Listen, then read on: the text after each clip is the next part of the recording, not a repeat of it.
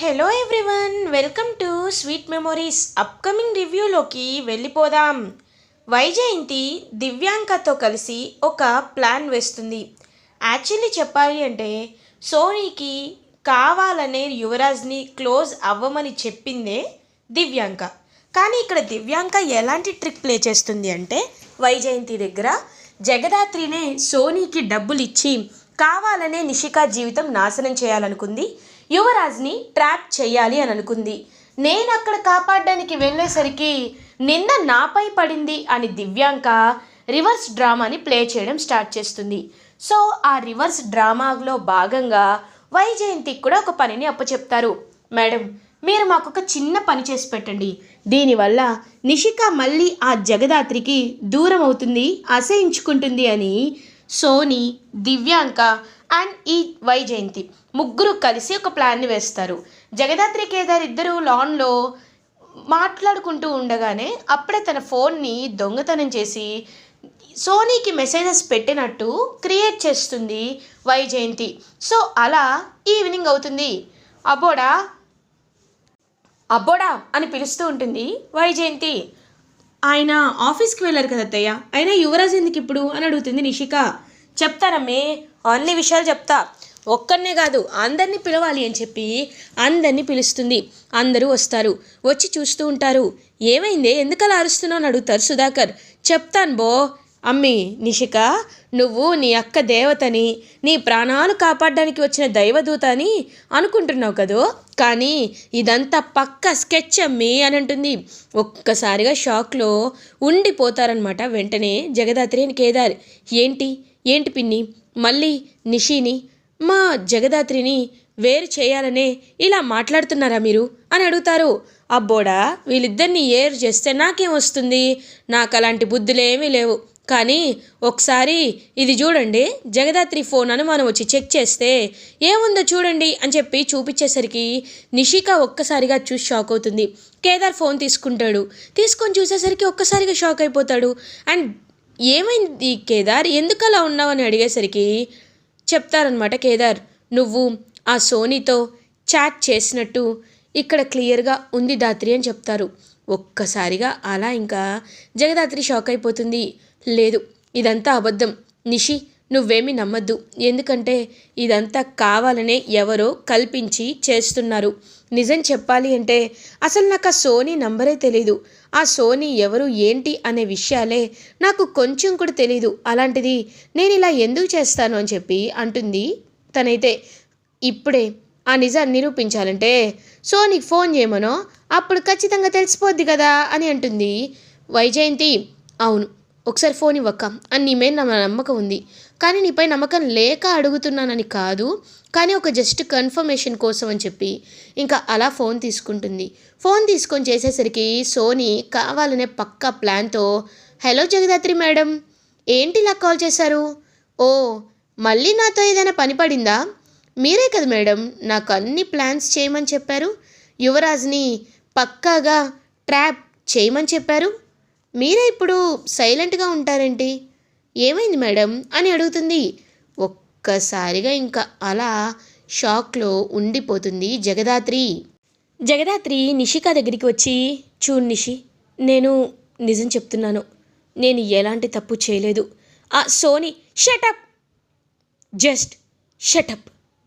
ఎంత నమ్మానే నిన్ను, ఎంత నమ్మాను, నా అక్క అనుకున్నాను, నీకోసం ఉపవాసం చేశాను, ప్రాణమే ఇద్దాం అనుకున్నాను. నువ్వు నా కోసం ప్రాణాలకి తెగించావంటే ఇన్ని రోజులు నేను నిన్ను నమ్మకుండా, నిన్ను చీకొట్టి, నిన్ను బానిసలా చూసి ఎంతో తప్పు చేశానని కుమ్మిలి కుసించిపోయాను. కానీ ఇదంతా నువ్వు పక్కా ప్లాన్ ప్రకారమే చేసావన్నమాట. ఇదంతా నువ్వు కావాలనే జరిపించావన్నమాట. అర్థమైంది, నాకు బాగా అర్థమైంది.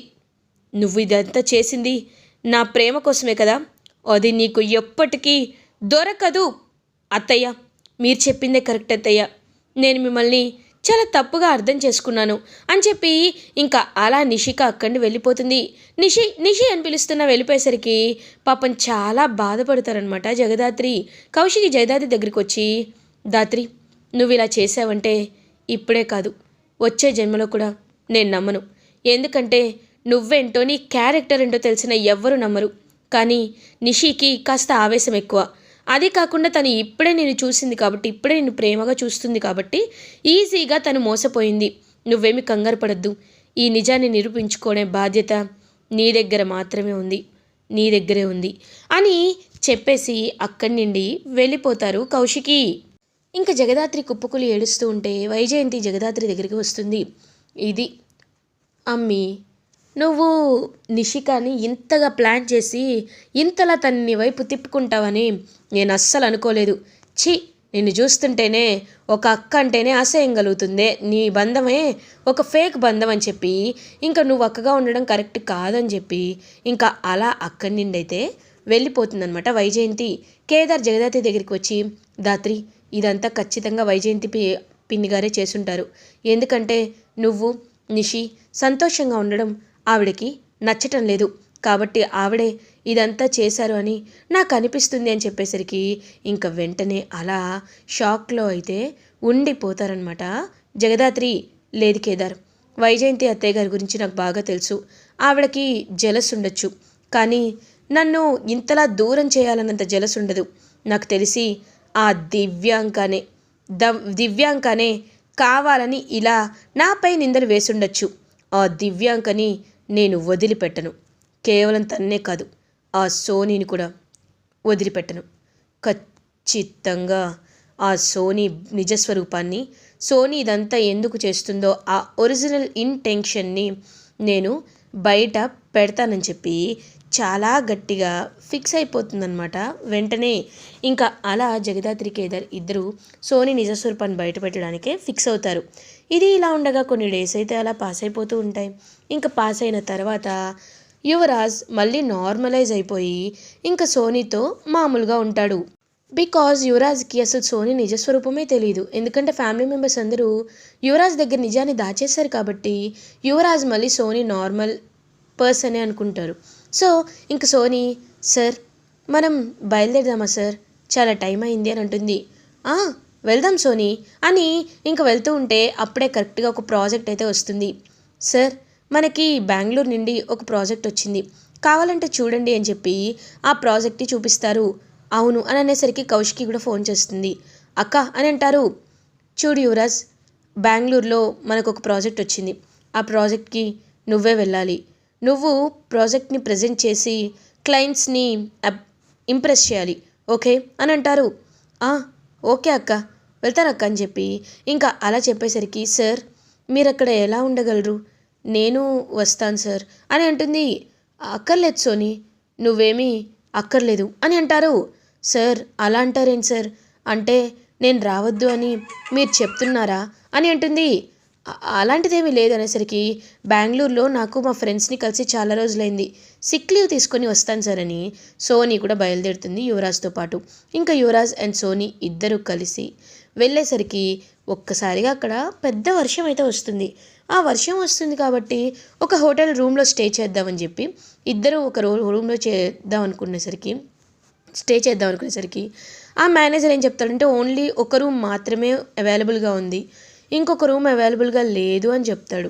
సో ఇంకా యువరాజ్ ఏంటంటే, సోనీ నువ్వు ఆ రూమ్ తీసుకొని కార్లో పడుకుంటా అంటే, లేదు సార్ మీరు ప్రిన్స్ సార్, మీరు కార్లో ఉండడం ఏంటి, నేను ఎక్కడైనా అడ్జస్ట్ అవుతానులే, నేను బయటకు వెళ్తుంటే ఇంత వర్షంలో నువ్వు ఎక్కడ అడ్జస్ట్ అవుతావు, సర్లే రూమ్ షేర్ చేసుకుందామని ఇంకా అలా యువరాజ్ అండ్ ఈ సోనీ ఇద్దరు కలిసి రూమ్ని షేర్ చేసుకుందామని ఫిక్స్ అవుతారు.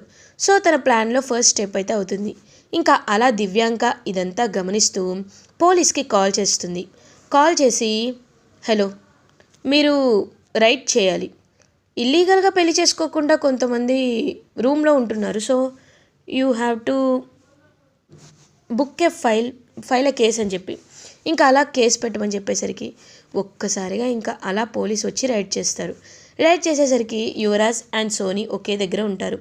ఒక్కసారిగా షాక్లో ఉండిపోతాడు యువరాజ్. సార్ నేను తన పిఏ సార్, నేనే తప్పు చేయలే. ప్రతి ఒక్కరు ఇలాగే మాట్లాడతారు, రా నువ్వు అని చెప్పి ఇంకా గట్టిగా యువరాజ్ని లాక్కు వెళ్తారు. ఇంకా యువరాజ్ని అరెస్ట్ చేసి పోలీస్ తీసుకువెళ్తారు. సోనీ మాత్రం అరెస్ట్ అవ్వదు. ఎందుకు అంటే అదంతా దివ్యాంక ప్లాన్ కాబట్టి, సోనీని తను ముందే అరెస్ట్ చేయకూడదని వాళ్ళతో చెప్తుంది కాబట్టి పోలీస్ కేవలం యువరాజ్ని మాత్రమే అరెస్ట్ చేస్తారు. సో ఇంకా అలా యువరాజ్ని అరెస్ట్ చేసి తీసుకువెళ్తూ ఉంటే దివ్యాంక న్యూస్ ఛానల్స్ అన్నిట్లో పెద్ద స్క్రోలింగ్ వస్తుంది. దివ్యాంక స్క్రోలింగ్ వేస్తుంది. వజ్రపాటి సుధాకర్, వజ్రపాటి కౌశికి తమ్ముడు వజ్రపాటి యువరాజ్ ఇవాళ బెంగళూరులో ఉన్న ఒక హోటల్లో అరెస్ట్ అయ్యారు. కొన్ని కేసెస్ కింద ఇన్ఫర్మేషన్ వస్తే రైడ్ చేశారు పోలీస్. సో ఆ రైడ్లో యువరాజ్ తన పిఏతో, పర్సనల్ పిఏ సోనీతో తను ఉన్నాడని చెప్పి అందులో ప్రకటన వస్తుంది. కాబట్టి యువరాజ్ని అరెస్ట్ చేయడం జరిగింది. వజ్రపాటి ఇంటి గౌరవాన్ని నిలబెట్టేవాడు అని అందరూ అనుకున్నారు. కానీ ఇప్పుడు మళ్ళీ తనంటే ఏంటో తను ప్రూవ్ చేసుకున్నాడు. ఒకప్పుడు యువరాజ్ ఒక ప్లే బాయ్ అని ముందే చెప్పుకోవడం జరిగింది. కానీ ఇప్పుడు ప్లే బాయ్ కూడా కాదు, అంతకు మించి యువరాజ్ ఒక ఉమెనైజర్ అని చెప్పి యువరాజ్ గురించి ఘోరంగా చెప్తూ ఉంటారు. ఒక్కసారిగా వైజయంతి కుప్ప కూలిపోతుంది. అమ్మి అబ్బోడే తప్పు చేయలేదు అని చెప్పి ఏడుస్తూ ఉంటే, ఏం చెప్పు చేయలేదా, ఏ తప్పు చేయలేదా, ఛీ అలా అనడానికి కూడా నీకు కొంచెమైనా సిగ్గుండాలి. ఏ తప్పు చేయలేదని ఎలా అంటావే, కళ్ళ ముందు కనబడుతుంది కదా వాడు ఏం చేస్తున్నాడో. ఇంకా కౌశికి కూడా అలా కోపంగా చూస్తూ ఉంటే వైజయంతి లేదు అబ్బోడిని ఎలా అయినా కాపాడుకోవాలి అమ్మి నిషి అని అనేసరికి, అత్తయ్య ఇది కూడా జగదాత్రి ప్లానేనా? ఏ జగదాత్రి ఇదంతా చేసింది నువ్వేనా అని అనేసరికి, కాదు నిషి నేను కాదు, చిన్నప్పటి నుండి నన్ను చూస్తున్నావు, నేనంటే ఏంటో నీకు తెలీదా? తెలుసు కదా, నీకు ఇదంతా ఎవరు చేశారో నేను ప్రూవ్ చేస్తాను రా అని చెప్పి ఇంకలా జగదాత్రి అయితే తీసుకొని వెళ్తుంది. ఇంకా జగదాత్రి అలా నిషిక అందరూ కలిసి పోలీస్ స్టేషన్కి వెళ్ళేసరికి అక్కడ యువరాజ్ ఏమో చాలా దీనస్థితిలో యువరాజ్ని బాగా కొట్టిస్తారనమాట. ఏంటి ఇదంతా అనేసరికి, అవును తప్పు చేసిన వాడిని కొట్టకుండా ఏం చేయమంటారు అని అంటారా పోలీసులు అయితే. ఇంకా వెంటనే అలా చూస్తూ ఉంటాడనమాట యువరాజ్. నిషి నువ్వెందుకు ఇక్కడికి వచ్చావు అని అడుగుతారు. నేను ఇలా చూడలేకపోతున్నాను, కానీ మళ్ళీ ఆ సోనీ ట్రాప్లో ఎందుకు పడ్డావు అని అడుగుతారు. నేను పడ్డం కాదు, నాకు తెలియకుండానే జరిగిపోయింది అని అంటారు యువరాజ్. ఇంకా అలా వాళ్ళ కాల్ డేటా మొత్తం తీస్తారనమాట జగదాత్రి. రమ్య వెంటనే నాకు తన కాల్ డేటా కావాలి, Soni call data, Soni original వివరాలు, సోనీ ఫోటో నీకు పంపిస్తాను, తను అన్ని డీటెయిల్స్ నాకు కావాలి అని చెప్పి గట్టిగా చెప్తుంది. ఇంక వెంటనే నిషిక అయితే షాక్లో ఉంటుంది. ఇదేంటి ఇలా మాట్లాడుతున్నారు అని అనుకుంటుంటే, యువరాజ్కి బెయిల్ ఇప్పించాలి అని అంటుంది. ఏంటి బెయిలా? మీరు అడిగితే బెయిల్ ఇచ్చేస్తాం అనుకుంటున్నారా, లేకపోతే మీరేమైనా పవర్ఫుల్ పోలీస్ అనుకుంటున్నారా అని అంటారా ఎస్ఐ. వెంటనే ఇంకా కేదార్కి సైగ చేస్తుంది జగదాత్రి. ఇంకా కేదార్ వెంటనే సాధు నాయక్కి కాల్ చేసి సాధు సార్తో మాట్లాడిచ్చిన తర్వాత అప్పుడు ఆ ఎస్ఐ వెంటనే సైల్యూట్ కొడుతుంటే ష్ అని చెప్పి సైగ చేస్తుంది. ఇదంతా నిషిక గమనిస్తుంది. ఇంకా అలా జగదాత్రి అయితే రమ్య చెప్పిన కాల్ డేటా మొత్తం తీసి పెడుతుంది. మేడం తను ఎవరో కాదు, మీరన్ మనిషి టీనా అని చెప్తుంది. ఒక్కసారిగా ఇంకా అలా టీనా అని తెలుసుకొని షాక్లో ఉండిపోతుందన్నమాట వెంటనే జగదాత్రి. అదే విషయం నిషిక కూడా తెలుసుకొని షాక్ అవుతుంది. వెంటనే ఇంకా జగదాత్రి అయితే, నిషి నువ్వు ఇక్కడే ఉండు, నేను కేదార్ లోపలికి వెళ్ళి వస్తాం అని చెప్పి లోపలికైతే వెళ్తారు. వెళ్ళి చూసేసరికి ఇంకా ఒక్కసారిగా అలా, ఏంటి జగదాత్రి నీపై నిందలు పడ్డాయని బాధపడుతున్నావా? అయ్యో నువ్వేమీ బాధపడాల్సిన అవసరం లేదు, ఎందుకంటే చెప్తున్నాను కదా, నేను నీ నిషికాని నిన్ను విడతీసేంతవరకు ఇలాగే ఉంటాను అని చెప్పి ఇంకా అలా చూస్తూ ఉంటే ఒక్కసారిగా నిషిక కళ్ళ ముందే ఆ సోనీ చెంప టప్పున పగలగొడుతుంది జగదాత్రి. ఒక్కసారిగా సోనీ షాక్ అయిపోతుంది. నువ్వు ఎవరో నాకు తెలిసింది, తెలీదు అని అనుకుంటే అది నీ తప్పు. ఆ రోజు నువ్వు తన్ని చంపడానికి వచ్చావు కదా అని చాలా గట్టిగా ఇంకా తన్ని చేయి పట్టుకొని ఇంకా అలా తీసుకువెళ్తుందనమాట. తీసుకువెళ్ళి, నిషి పద తనెవరో అందరి ముందు ప్రూవ్ చేద్దామని చెప్పి ప్రెస్ మీట్ పెడతారు. క్లియర్గా ప్రూవ్ చేసేసరికి తను మీనన్ మనిషి, కావాలనే వజ్రపాటి ఇంటి గౌరవాన్ని పోగొట్టడానికి మీనన్ పంపించాడు. ఇదంతా మీనన్ ప్లాన్లో భాగం. దీనికి అండ్ తనకి నిషికాకి ఎలాంటి సంబంధం లేదు అని చెప్పి అందరి ముందు జగదాత్రి చెప్తుంది. ఇంకా కౌశికి చాలా హ్యాపీగా ఫీల్ అవుతుంది. యువరాజ్ని బెయిల్పై బయటకైతే తీసుకొని వస్తారు. ఇంకా తీసుకొని వచ్చిన తర్వాత అందరూ అలా ఎంతో హ్యాపీగా ఫీల్ అవుతారు.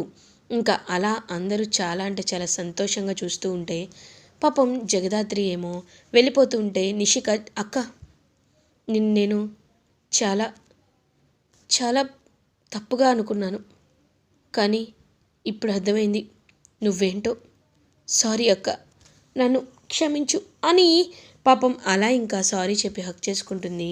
యువరాజ్ కూడా, వైజయంతి కూడా, అమ్మి నిజంగా నేను వాళ్ళ మాటలు నమ్మి నువ్వు తప్పు చేసావు అనుకున్నాను. అది మాత్రమే కాదు, ఇంకా నీ గురించి నేను చాలా చాలా అనుకున్నాను. నిన్ను ఈ నిష్కాని దూరం చేయాలి అనుకున్నాను.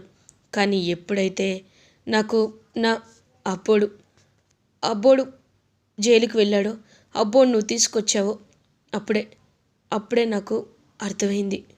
నన్ను క్షమించమ్మి అని జగదాత్రి చేతులు పట్టుకొని చెప్తుంది.